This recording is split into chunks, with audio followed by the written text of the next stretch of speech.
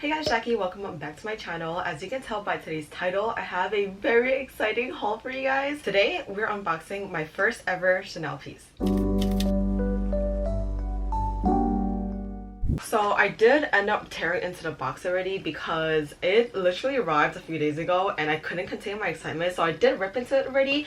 But I kept the packaging in there, you know, so we could do it again together. If you notice the box, I did buy it secondhand. I ordered from this brand called Amore. They're based in Japan and they do source a lot of their bags locally. Not sponsored whatsoever. I just happened to snag a really good deal. Before we get into the actual unboxing, I do want to speak a little bit on the decision making. So we all know the Chanel Classic Flap bags are so highly cultivated and everybody and their moms would rather have one. I have not had the luxury to have it until today. So before I even decided to pull the trigger on this one, I have been debating between the two sizes, the small size and the medium. Through my intense researching, I found that the sizing was actually not too far off. Like between the small and the medium, it's about like an inch or two difference, so it's not gonna look a whole lot different on me. In my recent trip to Hawaii, I did try on the small in store and I did really like it. I would have just saved a little bit on tax. So I was like, okay, you know what, like I don't really need the bag, like it's not a necessity. I won't die tomorrow if I don't have it.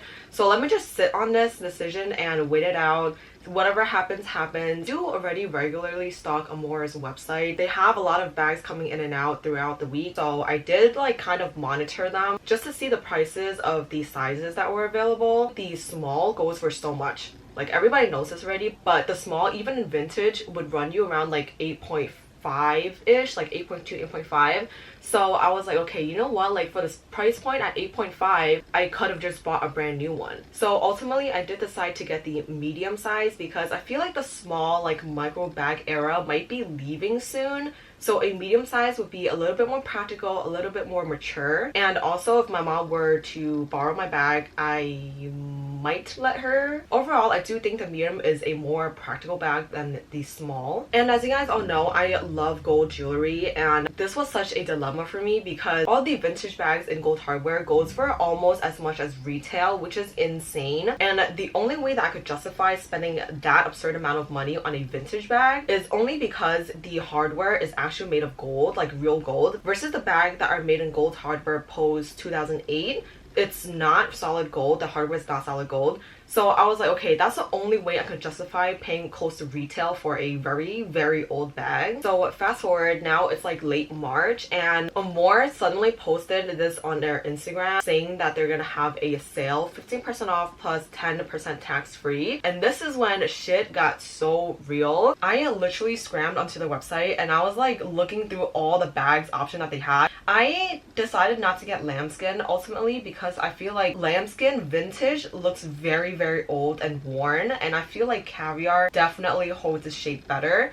So I decided to splurge the extra few thousand on a caviar leather instead. And then the other question came down to if I wanted a gold hardware or silver hardware. Like I said, everything I wear is in gold, and this literally paid me so much not to add the gold hardware to cart. My only justification for that is the gold on there looks extra yellow, if that makes sense. And I get it because it's solid gold. It is a lot more yellow tone than what I'm used to. So because of that, I was like, okay, maybe that's a bit tacky for my liking. Let me just look into silvers for now. And boom, it was literally a 1.5 thousand difference if I were to get the silver. So I was like, you know what? The silver doesn't look all too bad. It still looks really classy on. And I don't think it's too big of a difference when I'm matching it with my jewelry. So I decided to full steam ahead silver hardware. Then the day of the sale, it was supposed to go live midnight April 1st Japan time. I live in the US, so obviously I had to use like a time zone converter thing. I literally went on Google, typed in like JST to EST, and I clicked on the first website that came up, and that website told me that midnight JST on April 1st would have been at 10 a.m. in the morning. So my alarm got ready for that morning at 10 a.m. and then my brother was working from home that day. I think it was a Friday. So I consulted him like half an hour at 9:30 before the sale went live, and I told him, hey, I'm gonna splurge on my first Chanel bag. He looked at me like I had 5 heads. And then I briefed him through my whole decision making, and he pretty much agreed that I should go with the silver. If I were to absolutely get a bag, I should go for the silver because it is a little bit less expensive. So it's nearing 10 a.m. and my brother and I are huddled by my laptop. I refreshed the Amore page and it came up with like a password blocker thing. Like, I'm sure they took down their website to like prepare for the sale, which I was so smart about the night before, because the night before I had just went window shopping for all my options and I had all of them opened. My brother just said, okay, don't touch the website anymore, just wait till 10 o'clock hits and then hit refresh on the bag that you wanted. And then I was like sitting there so freaking excited, because obviously like I've never shopped online for any like drops before, so I had no idea how this was going. My brother is a professional sneaker reseller, so he's like a pro at sneaker drops or any drops in general. When 10 o'clock hit, I hit refresh, and lo and fucking behold, the website was still on block. I looked at my brother, I said, hey, like, is this normal? Like, it's midnight right now. He said, are you sure it's 10 a.m? And I was like, yeah, it's midnight in Japan right now. I was on his phone, and apparently there was like this world clock website thingy that all like the sneakerheads use, and it's like accurate to the T. So he pulled it up and it literally said it's 11 p.m. in Japan time. I looked at him and I was like, what the like, I could have swore that the website that I looked up said it was gonna be 10 a.m. EST. But then he said, no, you have an hour, like, just wait for it. And I literally, my mood was a roller coaster. I was coming down from my high and I was like, I'm not even excited for the drop anymore, you know? So fast forward another hour, it's like 10:55 now. My brother comes storming into my room and he goes, 5 minutes till your drop. And I looked at him and I'm like, I'm not all that excited anymore. Like, my hype was then and now it's not there anymore. And then he was like sitting next to me trying to hype me up. He was faking being frantic, and that got me like very hyped up. I was like, all right,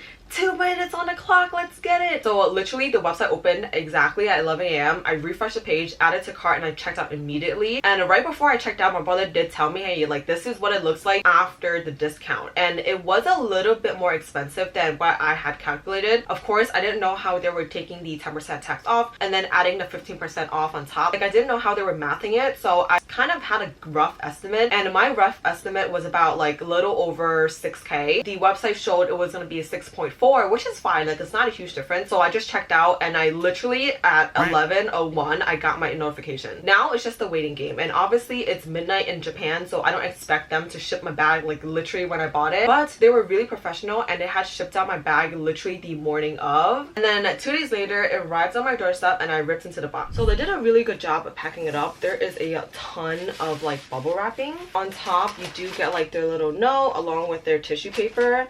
It just says thank you for shopping at Amore Vintage, and then has their return policy and the conditions. There's also a personalized little business card. It has their contact information, the 3 stores location, and it also says, dear Jackie, thank you for shopping with us from Amore. Like, I really feel like they value their customers, and it's so cute. I love Japanese etiquette. So she comes in a lot of bubble wrapping and like everything to protect it. And then oh my god, I love putting it back into its packaging because that means you can unbox it over and over again. Oh, well, here she is. She is a 2008 vintage Chanel classic flap caviar in medium, and I don't mind the tag. It is a little warning from Amore that if you were to cut the tag, you absolutely cannot return it. But because we're not returning her anytime soon or ever, we are going to cut her off together. Oh, she is officially mine. The bag itself does not come with any other accessories, although there are items on their website that do come with accessories. You would just have to read the item description. I do have a lot of faith in Japanese etiquette, so I don't think they would lie about the authenticity of the bag. This one itself does not come with the original card, but there is the original serial code inside the bag. Obviously, I'm not going to show it. I'm not stupid. But yeah, this is my new addition. So opening her up, there is some normal like wear from the leather, which is completely normal, but everything else is really good. There are no scratches interior either. I also took my time at looking through all the product photos that they listed. They did an excellent job at that because it literally comes looking better than in the photos. I did not see any scratches from the photos, and I also do not see anything too crazy up close. Obviously, there are no visible scratches. So for those of you who are new to Chanel double flap bag, obviously there are 2 flaps. There is a little zipper compartment up here that nobody ever uses. Moving into the main compartment, it is quite spacious. Obviously, you do have like 2 little really thin pockets here that I don't suggest putting anything too bulgy in because you're gonna warp the leather. There is another little pocket right here, and with all my designer bags, I do prefer to use a bag liner or like a bag insert of sorts. You can find all of them on Amazon. I'll link it down below as well, the one that I had used. I will be using this as my everyday bag, so I'll show you what I can fit in here. Okay, so here's the bag with it filled. It does look a little bit girthy from the side. I did fit most of my necessities in here, and I thank God I did size up to a medium because honestly, like, my phone's not even in here yet and it looks pretty filled already. So let's deep dive into what I have in here. Honestly, not that much, let me tell you. We're gonna open her up, and I did put my bag insert already, hence why it's a different material and with the zipper. Like, this is the bag insert. So in the zipper part, I do have my card holder right here, and then moving along, there are 2 little lippies. One of them is the glass that I'm wearing today, which is like a My Lips But Better color, and then the other is a Soft Lips lip balm. Then next up, I have my Gentle Monsters Sunnies.